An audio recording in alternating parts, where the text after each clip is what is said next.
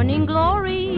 Say there, stop that yawning. A brand new day is dawning. Pull up the shade and let the sun come through. Good morning glory.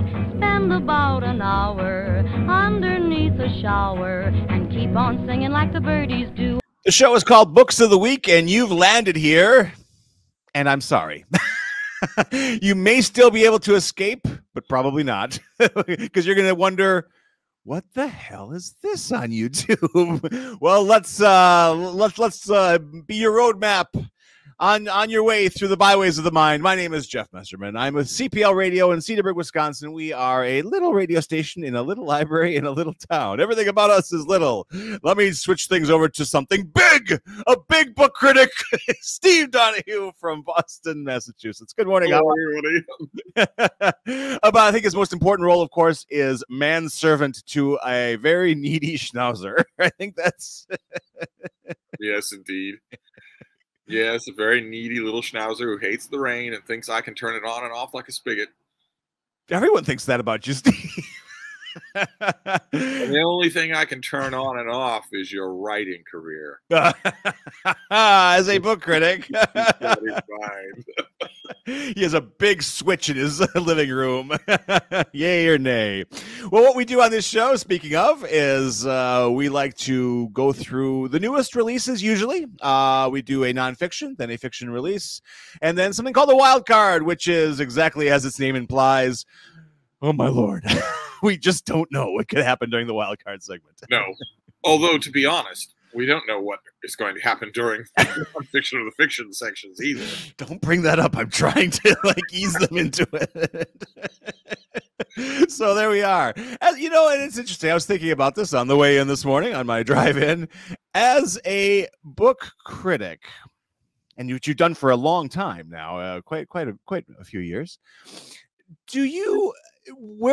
Where does your personal opinions land in all that? Because it's interesting. I was in a conversation yesterday with somebody about movie critics, a whole other breed. And he said, oh, I think, all critics are terrible and critics are the worst and they don't know anything. And then he was talking about a movie leader and said, oh, I'm not going to go see that. The critics hated it. And I was like, okay, you can't have it both ways. No, that's true. It's true. So, and if you're a critic, you have to make the decision. You have to be honest with yourself. I know a lot of them aren't, but you have to be honest with yourself and say, am I able to review this book? It's not a dumb line or a dumb rule like you often hear, don't ever review a friend's book. It's not that. Yeah. It's can I review this book for my readers? The readers are the only people that matter in the equation, which is why I always say, I might be able to review a friend's book. Most of the writer friends that I've had in my life are people who said, do it. Be as brutal as you want. Sure. And it wouldn't change a thing. They would still be over here for wine and calzones on Friday if I'm paying. In my life, usually the rule has been that I can't review an enemy's book because I just can't do it. I can't be objective. But I might point out here that professional movie critics are a very different breed from professional book critics. Because when you're a professional book critic, usually, almost always, you're a freelancer, which means you're pitching a book to an editor here or an editor there, and they send you a review copy that came to their offices. They have hundreds and hundreds of review copies. They send you the review copy of the book so you can get to work on it early. Then they send you the finished copies. You can check it against the indexes or the or whatever. And then you write your review. Meaning, there's absolutely no connection between the book reviewer and the publishing industry. Whereas professional movie critics, if you want to call them that, they absolutely need access. Yeah. There is no intermediary function like that. They absolutely need access. Movie critics are going to a pre-screening gala. Right. They're not getting the screener from their editor. Yeah. They're getting it straight from the movie industry. Sure. Along with boxes of swag. When's the last time a book critic got any swag? It just doesn't happen. What would they send you? I don't even know. I have no idea.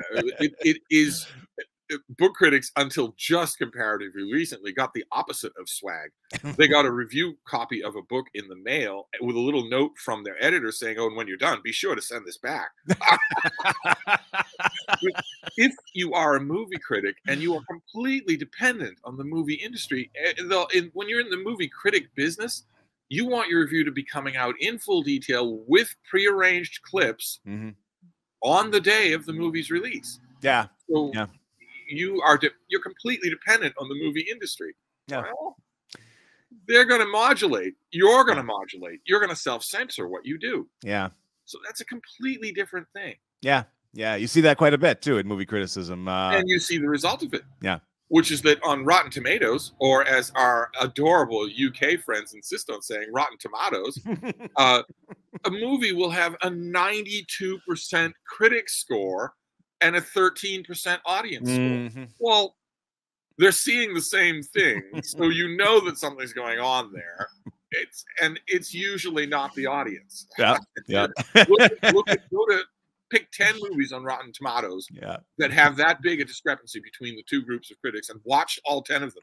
You'll see it's never the audience that's wrong. Well, as long as the critics aren't wrong, when you get them on their own, drunk on a podcast, they say what they really thought about the thing. They just know what they need to do in order to maintain access. Right, absolutely. Well, before our audience starts throwing tomatoes, we should get to business. But it is an interesting conversation, an interesting topic, and it's something that we would be delighted to talk about, actually, on our Patreon page, which is now active, live, and flowing. You can go to patreon.com/books of the week. That's all you got to do in a browser. And you will see 2 tiers that you can join. One we call, what do we call it here? Loyal Subjects of the Brat Queen for a mere $3.42. Those are Wisconsin prices. You got to do it in Wisconsin price. I did. Absolutely. Yes. You can be one of the loyal subjects. And of course, for a little extra coin, you can be a true knight of the Brat Queen for a mere $10.13. So there we are. Not 10.12. We need 10.13 from you. Okay, so just so you don't need to worry about critical bias on this show for 2 reasons. One, my producer and I have burnt our bridges with everyone, so we're not worried about currying favor. And 2, when it comes to things on which I have a scathing, prearranged opinion, that's just you, baby. That's not anything else. That's just my producer. I didn't know how freeing it would be to be roundly loathed, Steve. I thank you for that. Yes, I had no idea. Take it from me. It takes years off your life. All right, enough of the nonsense. You're not going through life roundly loathed. You're doing something wrong. That's your life lesson for the day here, folks. Anyway, let's move our way to the nonfiction world and see what Steve brought for us today. Nonfiction today is The Light of Battle. My producer and I are filming this on the anniversary of D-Day. Yeah. Which is a handy term.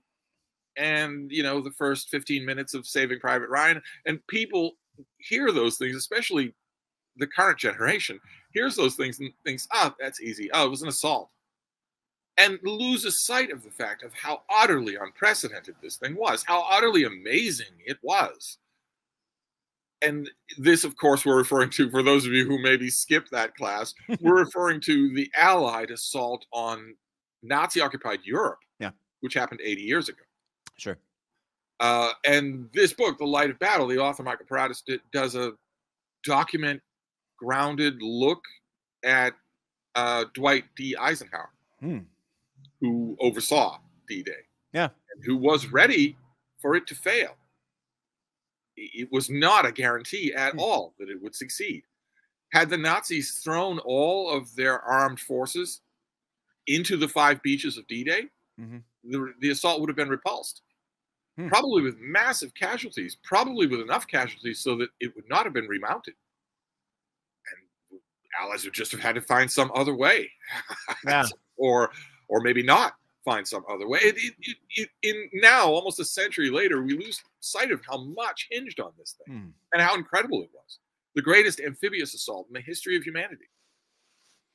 So on a historical question, Were the Nazis then taken by surprise on D-Day? Was it a surprise? Because I don't think it was it? The key, no, they weren't completely taken by surprise. Yeah.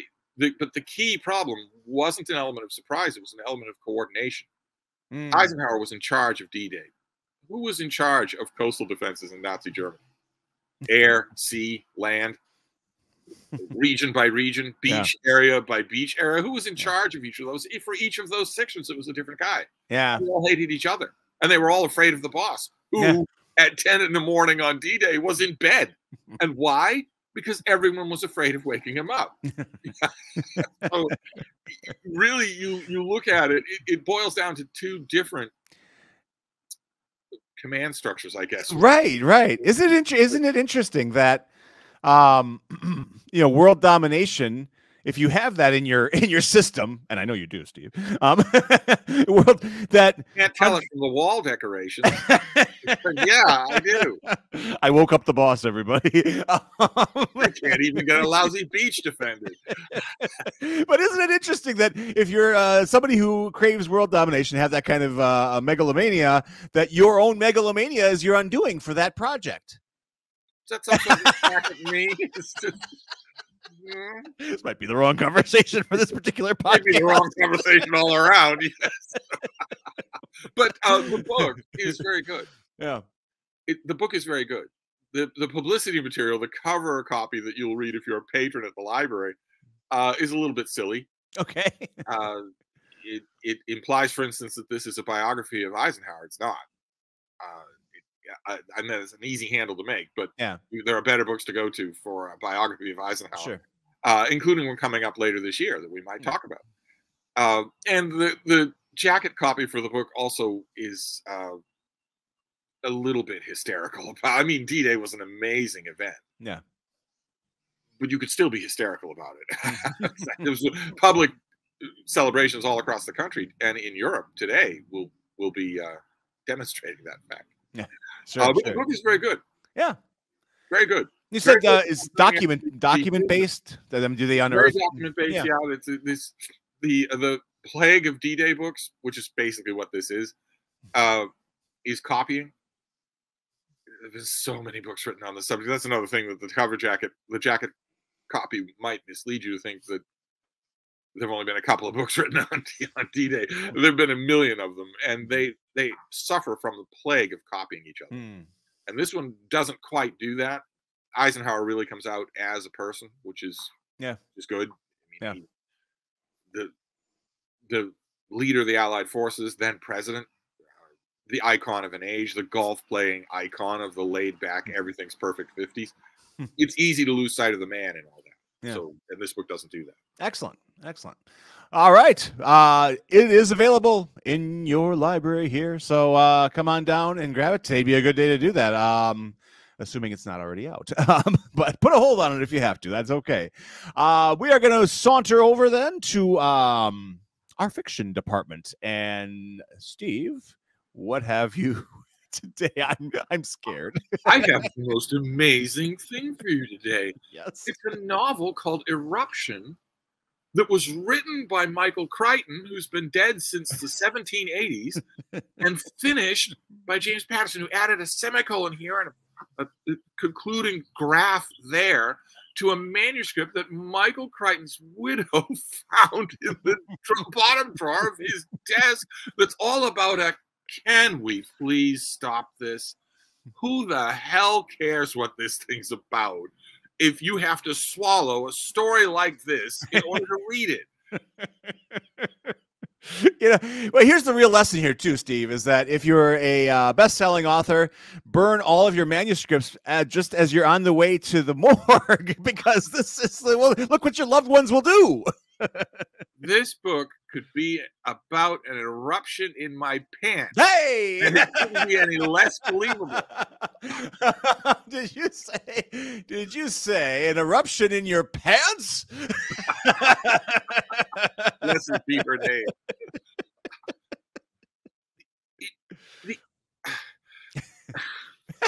You can do it, Steve. We're here for you. The idea that anyone would believe that Michael Crichton had anything to do with this book is unbelievable to me.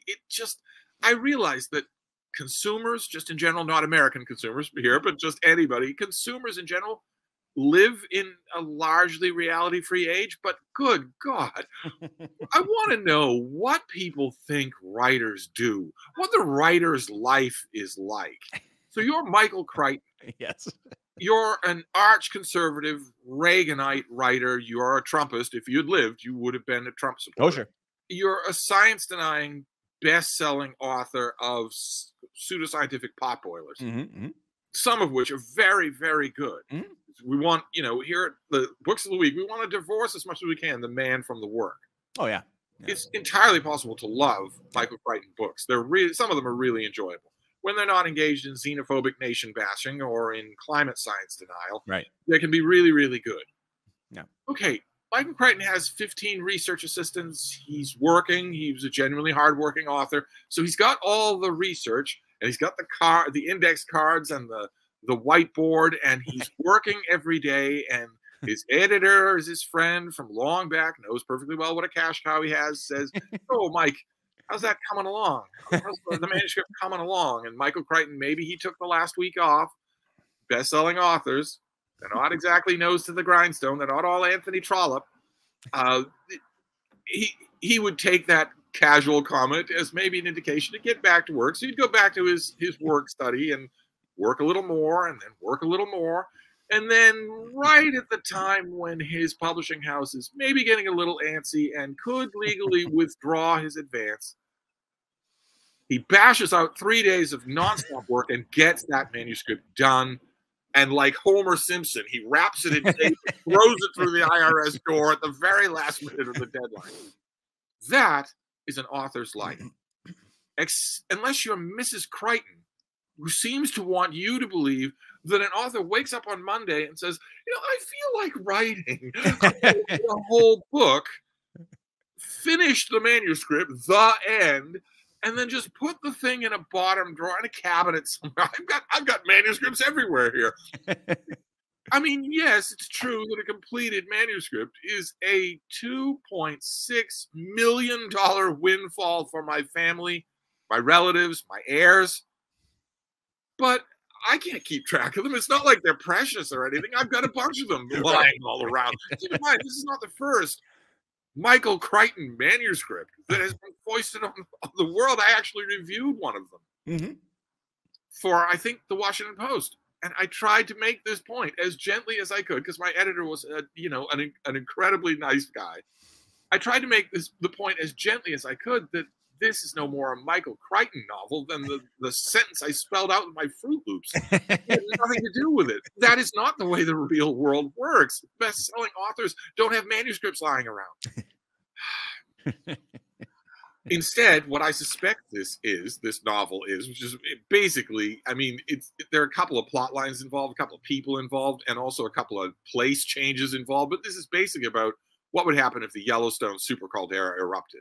Sure. It's not in Yellowstone; it's in the so-called Ring of Fire. But what would happen to the world if there were not just a volcanic eruption, but a super volcano eruption? Sure. And that's a good subject, because that would change a lot. That would change a lot of the world. If, for instance, our viewers can look it up, warning ahead of time, you're going to cost yourself some night's sleep. If you look up Yellowstone super caldera, you will learn what it is. And then, if you want to make things worse, you can look up what would happen if it erupted. Not part of it, but if the whole thing erupted, which it has done. It did that 500,000 years ago. It's pretty sobering reading. There would be no agriculture in the United States for the next 10 years. Yeah. Picture America without agriculture.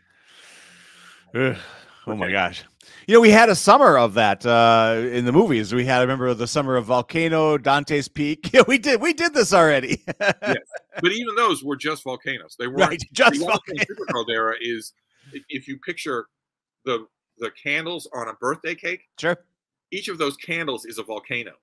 The birthday cake is a super caldera. If that exploded, but wait, are you saying that this here could happen, Steve? Well, at least then we'd all die happy. Right. What I suspect happened here is that somebody in the Michael Crichton literary estate said, "Hey, Volcano," and they went to James Patterson and said, "Can you imitate Mike's prose style, his inimitable prose style?" And James Patterson looked at stripped bare sentences and cliched, hackneyed turns of phrase and one-dimensional characters, and he said, "I can do that. No problem." In my sleep. Which leads to the verdict. Eruption is very enjoyable. It is a very enjoyable summer read. I wasn't expecting you to go here. I was listening to your preamble, and I thought you were going to eviscerate this. It's very enjoyable. Fun. In the way that a James Patterson book is, in the way that a Michael Crichton book is, you're not going to looking for Marilyn Robinson. If you're looking for that, you will find it in these pages. And that will have, there are some uncomfortable implications of that. I mean, the implication we can dispense with right away, I hope, is that this is not a Michael Crichton novel. He has nothing to do with it. He never even thought about it in his entire life from med school on. I don't think he ever even said the word eruption. Well, I think the project managers of this particular book probably were like, okay, well, at least it's a book he would read. So let's put his name on it. But the other uncomfortable implication is, well, he wasn't involved, and James Patterson probably wasn't paying. I mean, we're accustomed to James Patterson having co-writers. Oh, sure. Yes. Right? He makes no secret of that himself. In fact, he's very generous to his co-writers. Yes. Thought it out. The fact that in this case his co-writer has been dead for 20 years just serves to underscore how little there is in a James Patterson thriller. So you'll enjoy Eruption definitely as a lighthearted summer movie type book. Sure. And my only admonition, my finger-wagging admonition to our patrons would be, maybe you should set your sights a little higher. If your cruising altitude for what you need in a thriller can literally be satisfied by a corpse, then maybe it's time for you to aim a little higher. Just a little higher. My new favorite. Try Southern Man by Greg Iles. I'm sure that's in the library system. We got it. It's big. Try it and see if maybe there's something to be said for keeping those reading muscles in shape. Anyway. We're all about calisthenics here at Books of the Week. I'm dusting out all the old classics today, aren't I? So there we are. We have Eruption. It has erupted all over this library. Please stop in and get yourself a copy. I'm probably going to order a few more. I think this might be a little bigger. There's a little more interest. It's interesting. Patterson's books, which there have been 19 already in the calendar year of 24. They're not at the top of our hold lists anymore. They used to be. They used to have a comfortable place, and it seems like there's a little less interest. And I don't know if that's just time marching on and age and whatever else you want to talk about. It also fits with what you described for the reading taste of your library patrons. If you are the House of Mysteries, we are. Well, no offense to the living or the dead, and I'm not 100% sure which is which, Crichton or Patterson, but no offense to them. But even some of the worst written mystery novels are better than this. Yeah.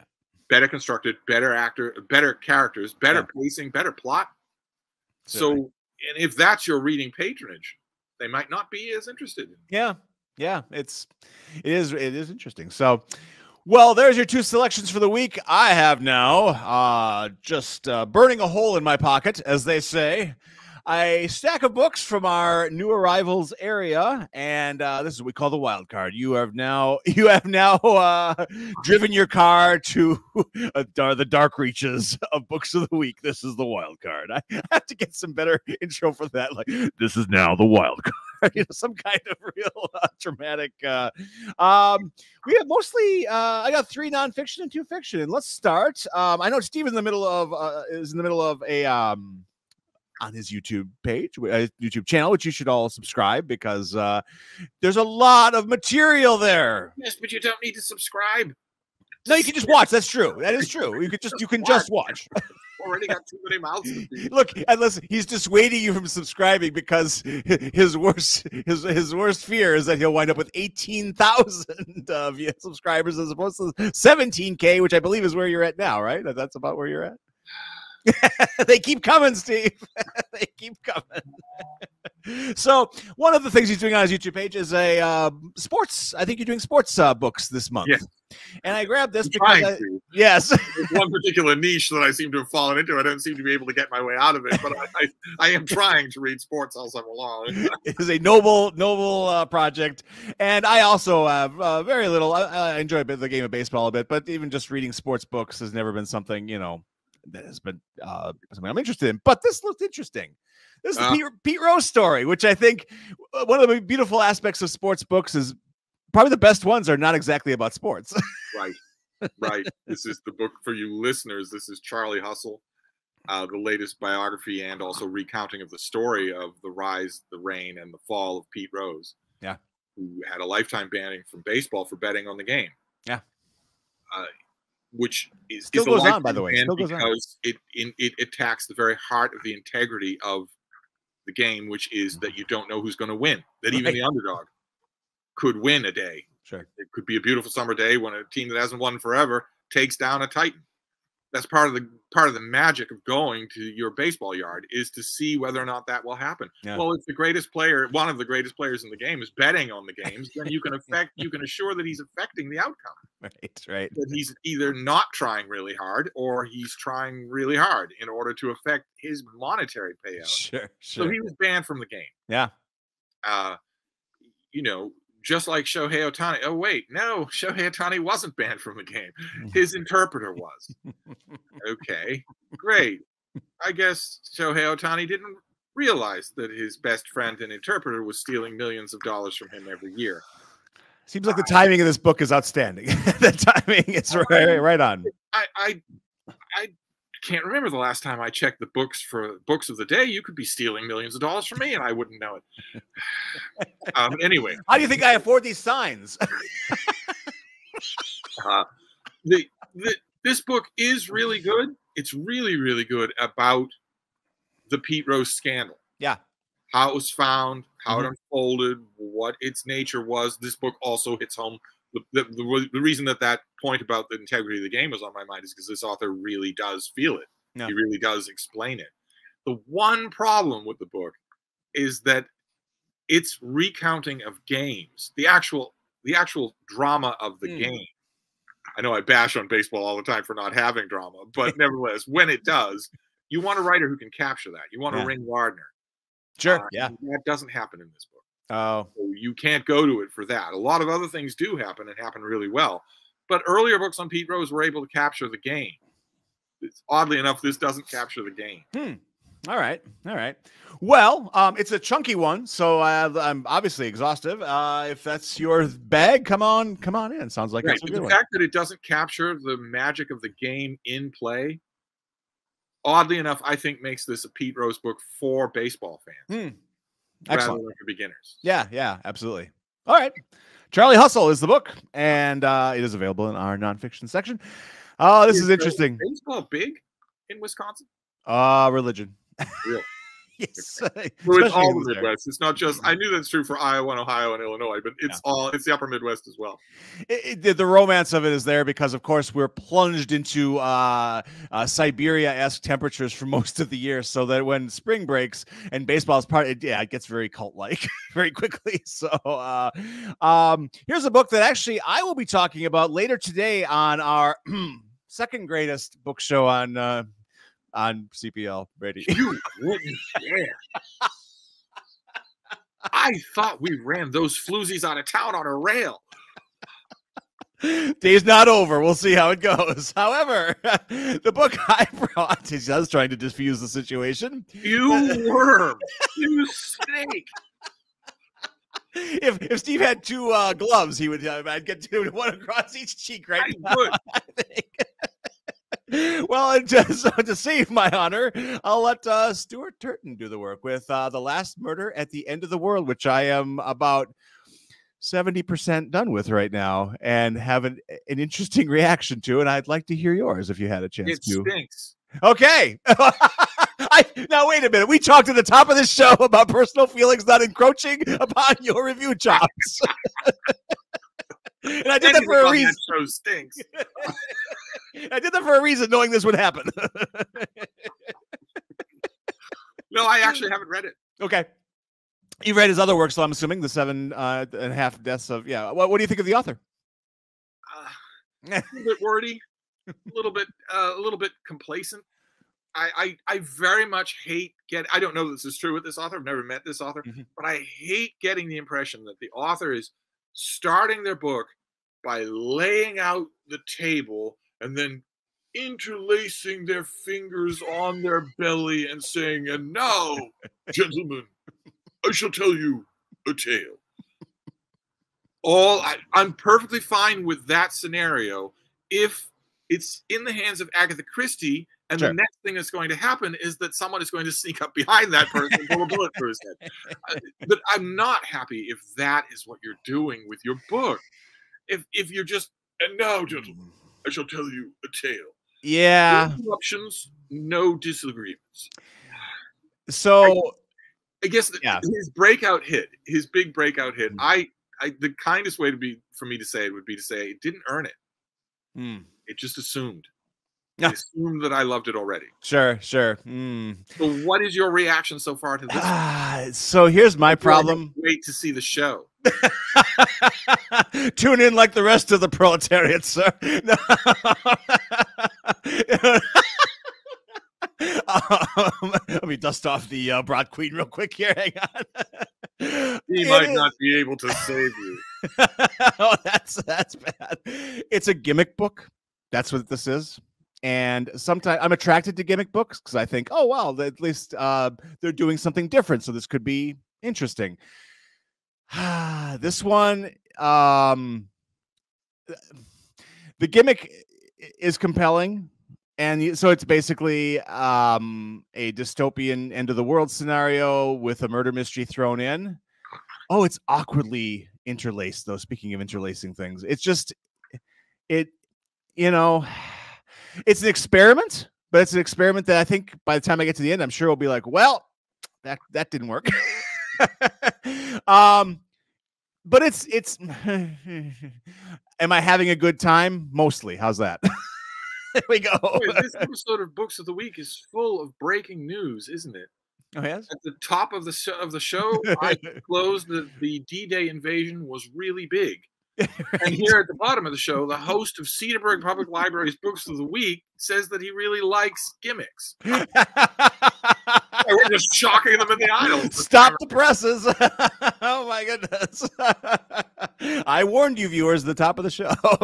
So that's Stuart Turton. And I do like his prose. He's very readable. So that part, I will say, is a positive. I mean, it hasn't been a chore or a slog exactly. But just narratively, I'm like, dude, step away from your cork boards for a while and all your little connecting strings, because it's just, I don't know. Heading back to nonfiction with the Everything War, a topic that sometimes we can't get away from. This is Amazon's ruthless quest to own the world and remake corporate power, which the same could be said about our book critic. So, Steve, did you have a chance to read the Everything War? I did, yes. I read everything about Amazon. Yeah. Because I'm deeply enmeshed in Amazon, as a lot of people are. Absolutely. As their services expand, I expand with them. Mm-hmm. And I thought this one was really good. Really, really. The most famous Amazon book before this was The Everything Store. Mm-hmm. And this one I thought was really good because it's meaner. Nice. I'm here for it. I don't think that it's completely unfair. I don't know. It's not completely unfair. It is unfair. It's just not completely unfair. I don't think I've read a genuinely fair book about Amazon because I don't think, in fact, I know I've never read a book about Amazon that actually encompasses the whole of the phenomenon.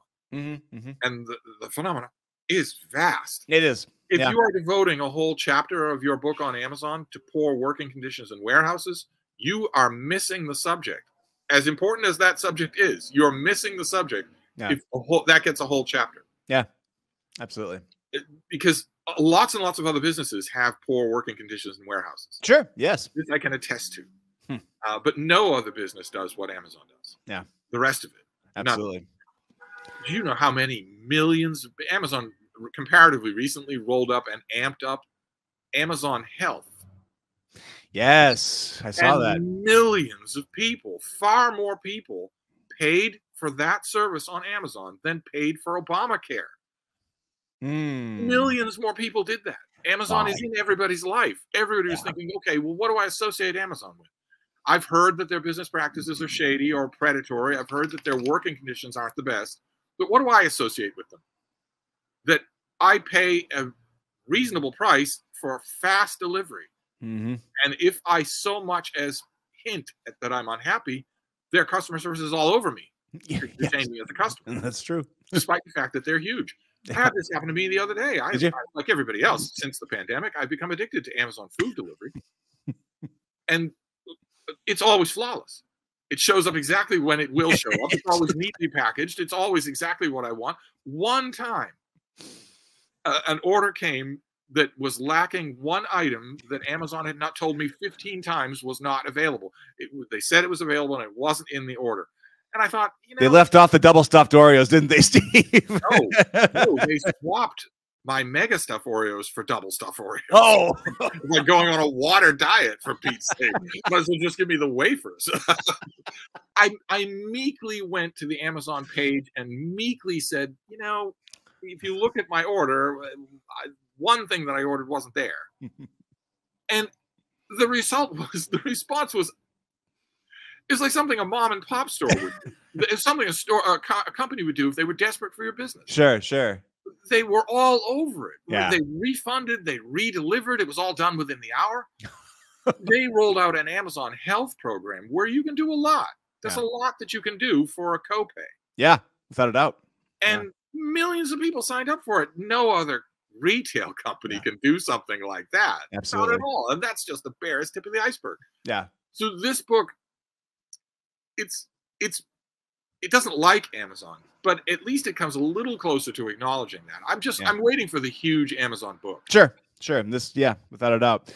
Yeah, Amazon's interesting with their returns. I picked up a Blu-ray of some movie last summer, I remember, and the cover was a little dinged up. The movie was fine, but I thought, well, I'm going to see what Amazon will do for me. And I wound up getting someone on the phone very quickly, and the person on the phone said, "Oh, just keep, we'll send you a new one tomorrow." Which is remarkable. Yeah. And then I said, "Oh, should I send the dinged up one back so that you have, And they said, "No, keep it." Yeah. What is that? Somewhere along the line in their customer service, some manager, I hate to credit managers with anything because they're inhuman ghouls, but some manager along the line somewhere had to make it clear to them, we are so big and we are making so much money that our customer service should consist of, "Yes, sir, may I have another?" and never anything else.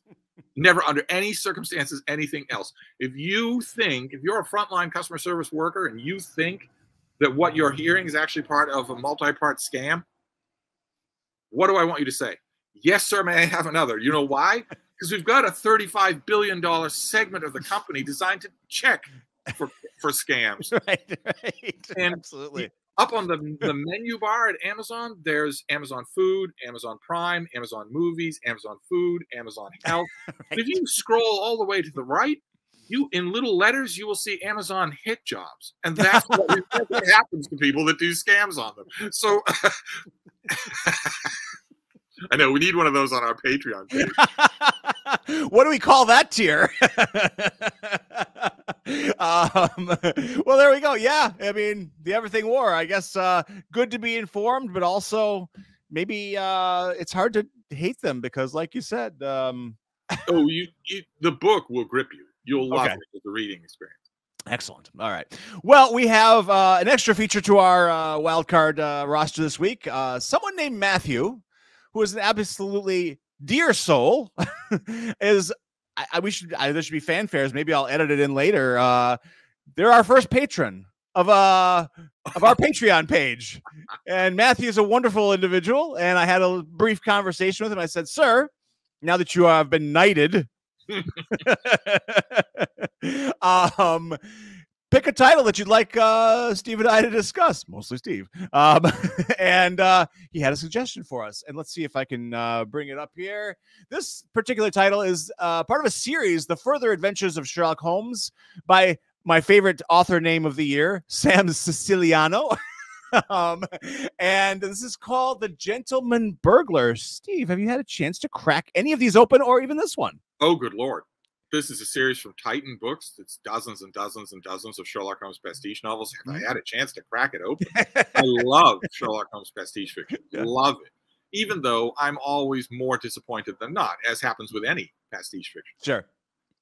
And Sherlock Holmes, this is about Sherlock Holmes going over to France and solving a series of crimes, and it's not the best entry in this Further Adventures of Sherlock Holmes Titan Books thing. They do it all, and you'll show the picture on the screen.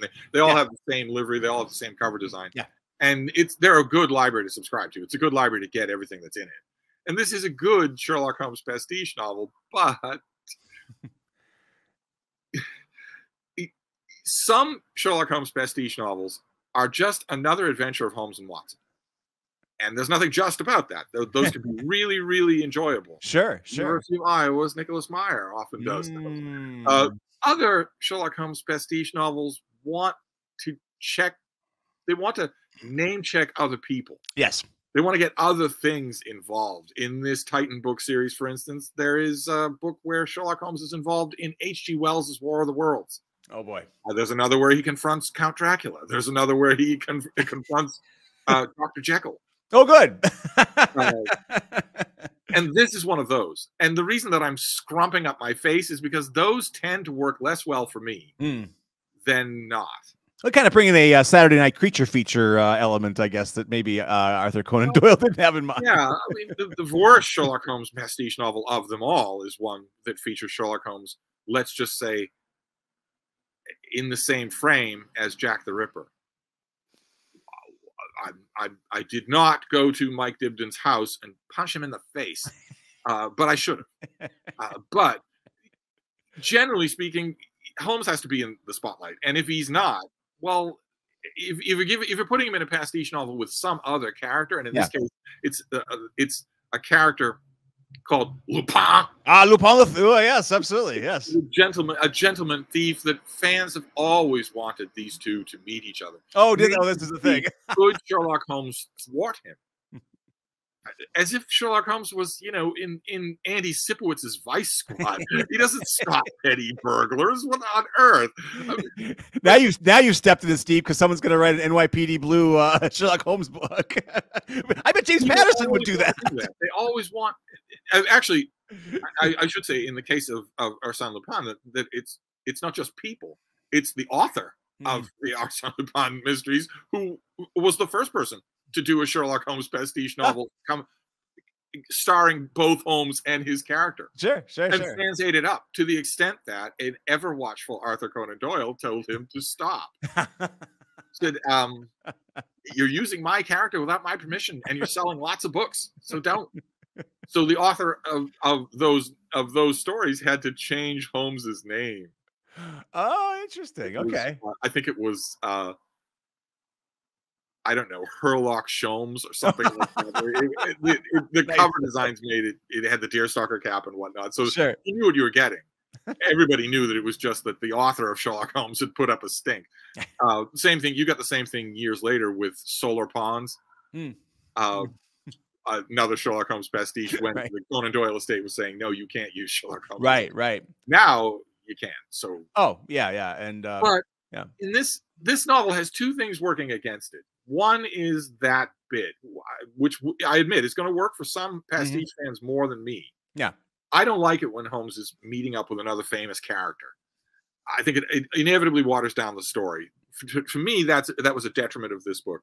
The other detriment is that Holmes should be alone. He should be a solitary wonder. Sure. And you ruin that if you put him in a family setting. In other words, I'm the only Sherlock Holmes fan in the world who would rather that Mycroft Holmes did not exist. Yeah. The idea that Sherlock Holmes has a smarter older brother, sure, it's great. It's nifty when it happens, but afterwards you think, oh, so okay, so he's just a guy in a family. Right. And in this novel, he shares the spotlight with his cousin, who's mentioned once in the Combs canon, and never met. We never meet his cousin. We just, am I supposed to care about this family member? And does a family member have attributes in common with Sherlock Holmes? And yeah, if he's in a family context, well, okay, so I'm going to get stunning deductive reasoning, feats of deductive logic, but also, hey, you remember what a jerk you were to me? Right. To me, it waters things down completely. Unless you're going to go to the hilt, unless you're going to take that to the hilt, as the aforementioned Nicholas Meyer does in the 7% Solution. Right. A very personal reason why Sherlock Holmes hates Professor Moriarty. It doesn't have anything to do with it being the Napoleon of crime. Exactly. Yeah. In this book, it's just, okay, Holmes has a cousin. And Holmes has a co-star. And I need to know about this Lupin character. Also, one other gripe that I want to do here. I hate to crap all over our first patrons. No, you're good. Because it is enjoyable. Yeah. But one other gripe that I have with it is Lupin fans. They always think he's the bee's knees. No one's ever heard of him. No one's ever heard of him. I guarantee the Lupin fans are looking at this book and saying, "Oh, great! So Sherlock Holmes guest stars?" No, darling, no one's ever heard of your character. No, everyone in the world has heard of Sherlock Holmes. No one's ever heard of your character. Oh my! So in this book, you're like, "Oh, I have to. Does he have catchphrases? Oh, is he on character?"